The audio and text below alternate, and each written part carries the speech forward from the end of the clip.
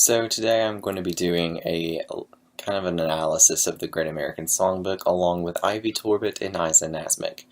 We have all three decided to split up the segments into 1 hour apiece and do our own reviews in a more in-depth detail.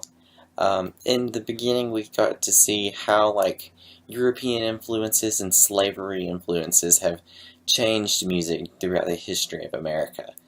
We see ragtime, we see jazz, we see blues, and different examples in that nature.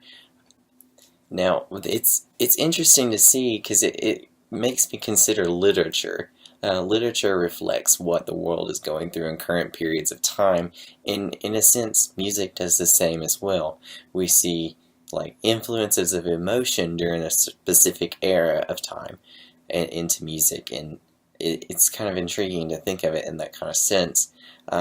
Overall, the Great American Songbook does a decent job at expanding upon these different ideas, but primarily it seems to be overtaken with so many songs that it's more of a musical compilation rather than a documentary for informational purposes.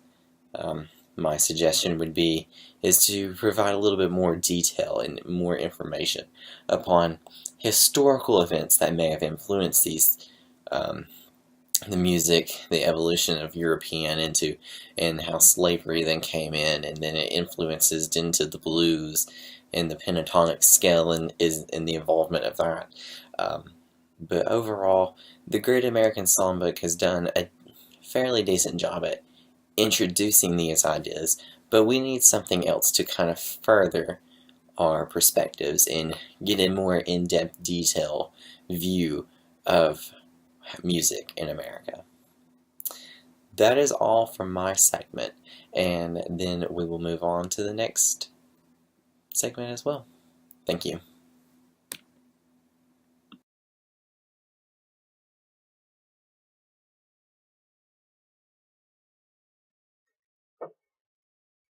Part two of the Great American Songbook begins with the Great Depression and the stock market crash of 1929.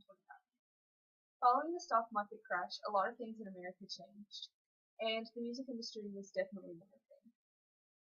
The music that was portrayed during this time period was very reflective of the mood of the nation. It spoke of loss and the sadness that was felt all throughout the nation. The music industry was very affected through this. A lot of musicians played shows to empty concert halls and stadiums. However, the music industry was kept up by the use of the radio, which was already an in-home necessity, basically. The radio kept music flowing through homes, and it was very good and helped to boost morale and kind of distract people from the things that were going on at the time period. On the other hand, music was very lively, and you got the chance to see this other end of things. It was definitely used as a distraction to not focus as much on the national hardships, and they talked about how there were still things to be celebrated. During this time period, Prohibition ended, and that was definitely cause for celebration. Many songs were penned solely for this purpose. You also saw the formation of jazz, which is an American classic, and the formation of African American music through the Harlem Renaissance. Music and movies also took off despite financial hardships. Here we see stars rising, such as the legendary pair of Fred Astaire and Ginger Rogers. We hear music that we know of today, and it comes from this time period. When you think of Blue Moon or Somewhere Over the Rainbow in the movies that are legendary, that are related to these works, they came from this time period. This leads into part 3, which Isa is going to be speaking on, and that begins with World War II, which was a completely different term. When discussing this documentary, I believe that it did an excellent job in portraying this music within its historical context and made it more available to everyone. I also believe that having the music in its historical context makes it more understandable. I also really liked the fact that it wasn't just discussed, but clips were played, and you really got a feel of the music and the time period in which it came from. I also enjoyed the fact that most of the songs that were played were songs that I know and could sing along with as I watched the documentary.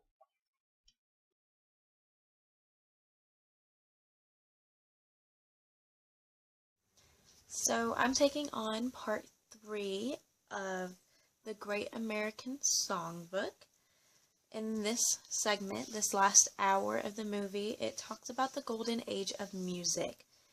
And basically, it goes into the swing type music, and all these people embrace dancing and big bands. And specifically during the time of World War II, it mentions the Andrews Sisters, which were a 3-part harmony. They were very upbeat and optimistic, especially during a time of despair, or what people think is a time of despair. These girls just really brought out happiness through their songs and encouraged all these men in war. Like I've mentioned, in 1930s, most of these songwriters addressed the Great Depression and war. So their music was obviously most sad, some optimistic. It was a little bit of both. They were trying to take in light of everything that was going on. After the war, vocalists began to rise a little bit more than the instrumentalists. So they had their fame going on, and if I'm not wrong, the movie did mention one of them was obviously Sinatra, if I'm not wrong. And during the time of the civil rights, all these songwriters and these producers were trying to look back at better times, so they embraced songs from like the 1930s because of everything that was going on, and especially I think there was stuff going on in Europe during this time, so they were just trying to look back on positive times instead of focusing on what was going on at that very moment and in time. And then the next segment, or in the same portion of this, it kind of mentions how all these people dabbled in like Western music, which has the ideal of the bar and these women in nice puffy dresses and the desert type feel. So, in horseback riding, it did mention a song. There was a guy on a horse, and he starts singing like a Western type song. It was a very happy song. So, Western music kind of came around. And then all these people just started recycling these old hits. And that's also called songwriters' biopics. They would perpetuate the ideal American dream. One great example of that was mentioned was Till the Clouds Roll By. It was a movie annotation of Jerome Korn's life and career. And it mentioned within the segment that Jerome died during the making of that film while he was in New York, on the streets of New York. So he didn't get to actually experience the fame that he deserves through that movie. But there were some people that did take recognition for him after and made specific productions or music after him to address him. And then there was a time where since Hollywood was rising, Broadway was rising at this time. Rodgers and Hammerstein, if I'm not wrong how to say his name, they wrote 12 Broadway musicals, and some few examples of those musicals was Oklahoma, there was The Carousel, there was The King and I, and The Sound of Music, and South Pacific. And the movie kind of goes into a little bit of South Pacific and shows just how that was laid out. And then soon it mentions also Frank Lesser. He was also a part of the Broadway stuff. And his famous one was Where's Charlie? That was also mentioned. In 1954, there was a time where the movies were focusing on there was like they would turn 1930s movies into musicals. So there was this transition between all these movies becoming more music-like, and they would try to bring all these things alive through music. And as well as in the 1950s, jazz and gospel and all these more upbeat type of genres started coming out.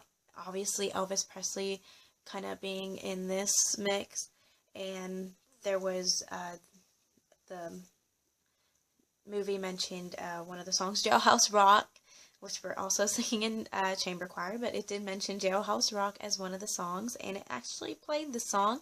So if you haven't listened to it, it's a great, just a great film to watch to get a mix of all that's happening and how everything's transitioned. And for my conclusion on this, as mentioned within the movie, the Great American Songbook is timeless, and the book is still being written. So there's all these genres that are still being made, and all these songs that are coming out, and all these biopics that people are still making. So music is just always in the making, and American Songbook is just so diverse, and this movie really encourages for you to go out there and just listen to all these songs.